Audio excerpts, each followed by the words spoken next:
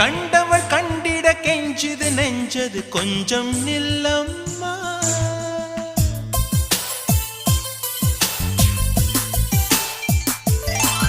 நான் வானவில்லையே பார்த்தேன், அதை காணவில்லையே வேத்தேன்.